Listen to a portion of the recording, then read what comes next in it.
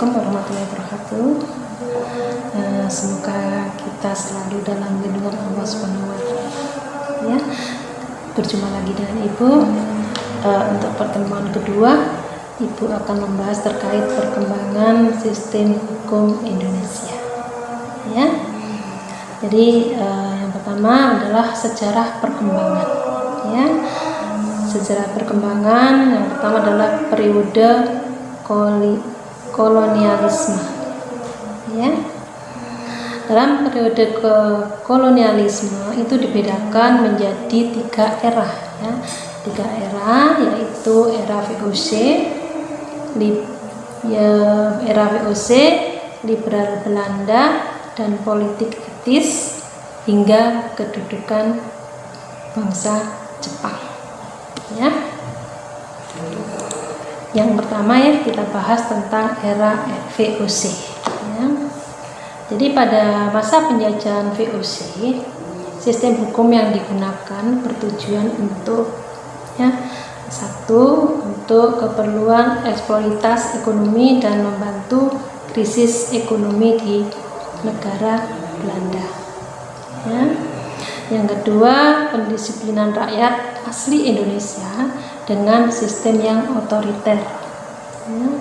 Yang ketiga adalah perlindungan untuk orang-orang VOC serta keluarga dan para imigran Eropa.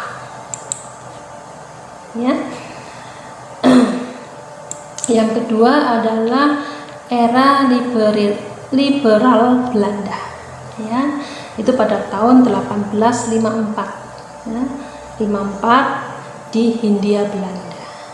Ya, pada saat itu dikeluarkannya Regeringsrecht-Limen, ya, itu atau yang disebut dengan peraturan mengenai tata pemerintahan, ya, tata pemerintahan di Hindia Belanda. Tujuannya untuk apa? Tujuannya untuk melindungi kepentingan usaha-usaha swasta di tanah jajahan. Ya, dan untuk yang pertama kalinya mencantumkan perlindungan hukum untuk rakyat pribumi. Ya, itu pada zaman era liberal Belanda.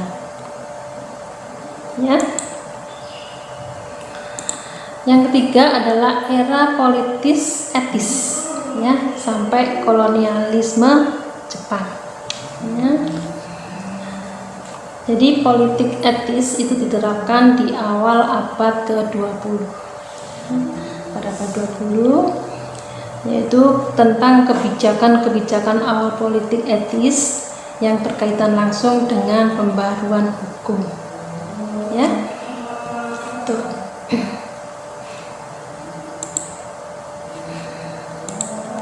Ya.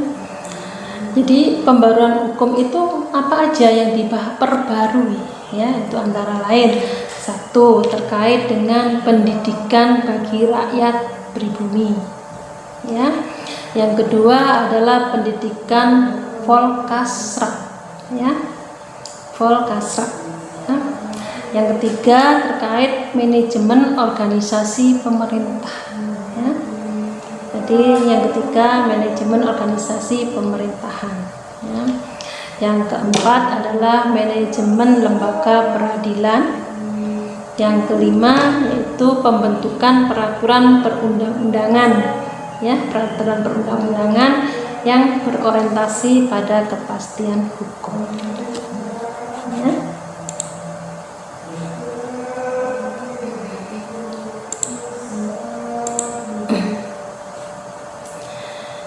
Di bidang peradilan, pembaruan yang terjadi, ya, itu adalah penghapusan pluralisme, ya, adanya unifikasi kejaksaan, adanya penghapusan perbedaan polisi kota dan lapangan atau pedesaan, ya, terus pembentukan lembaga pendidikan hukum, ya, terus mengisi secara besar-besaran jabatan-jabatan administrasi, pemerintahan dan hukum dengan rakyat pribumi.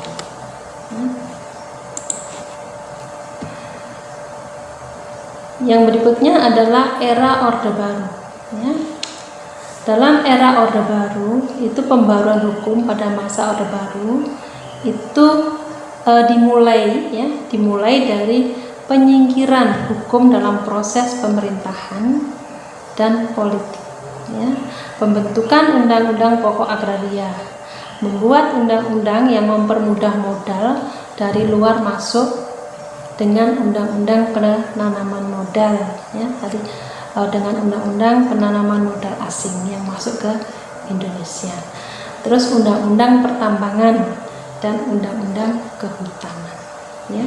Jadi pada masa era Orde Baru itu, ya, itu pemerintah, ya, proses jadi mulai menyingkirkan hukum dalam proses pemerintahan, ya, yang terkait dengan politik, ya.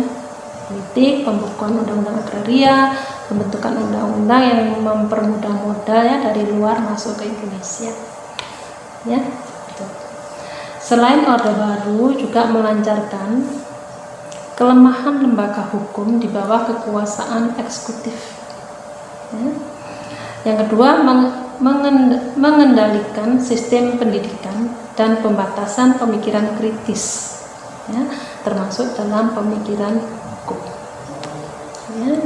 Jadi bisa disimpulkan pada era Orde Baru tidak terjadi perkembangan positif hukum nasional, ya.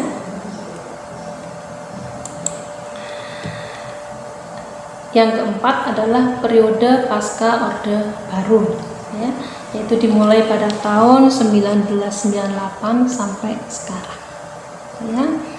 Jadi semenjak kekuasaan eksekutif beralih ke Presiden Habibie, ya, Presiden waktu itu Presiden Habibie, sampai dengan sekarang sudah dilakukan 4 kali amandemen, ya, maksudnya Ibu, amandemen Undang-Undang Dasar 1945, ya. Sudah 4 kali terjadi perubahan di dalam UUD RI 1945, ya.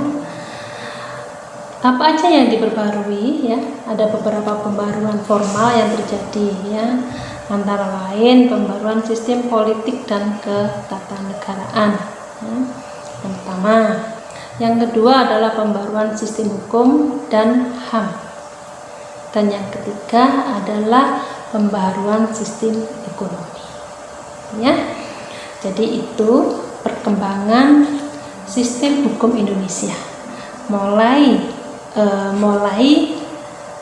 zaman, ya, mulai sejarah perkembangan mulai dari Belanda, ya, era VOC sampai zaman Orde Baru, ya. Jadi pertemuan kali ini, ya, terkait dengan perkembangan sejarah hukum, ya, sejarah sistem hukum di Indonesia, ya. Ibu akhiri pertemuan kali ini. Assalamualaikum warahmatullahi wabarakatuh.